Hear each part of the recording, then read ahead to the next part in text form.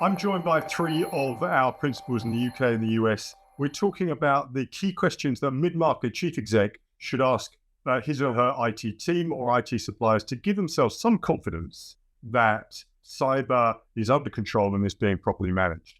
We put together a list of 10 of these points, but the conversation here is what do people think is the most important one? Eric, you had a thought on which point you thought was the most important.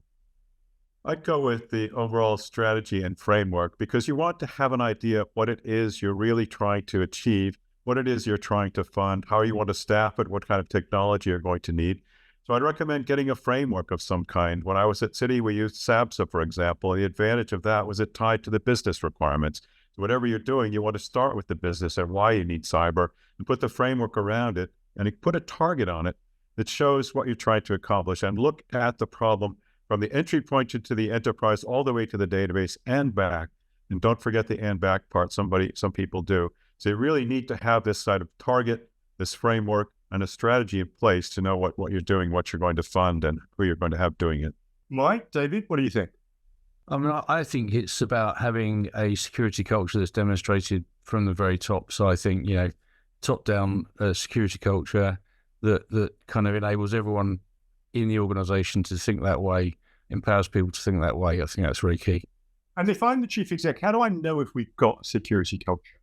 I think it's looking at how people respond, how people talk, how people behave, how people engage with things like phishing training and responding to messages that go out from the board around security. Mike, out of these top 10, what do you think is the most important?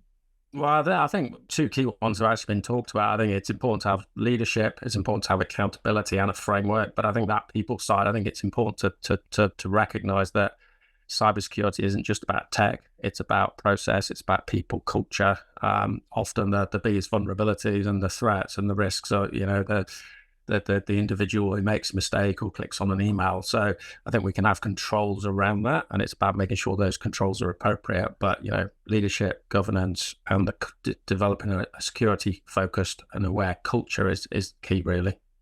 It's interesting because I couldn't agree more. I think in all our experience, we've seen very few examples of where a breach has occurred as a result of an incredibly clever attack. That's incredibly rare. In almost every case, it's because of people issues, failures somewhere in the discipline, somewhere in the culture, somewhere in the training, that the problem has been a people problem. Definitely, yeah. It's the old thing about simple passwords.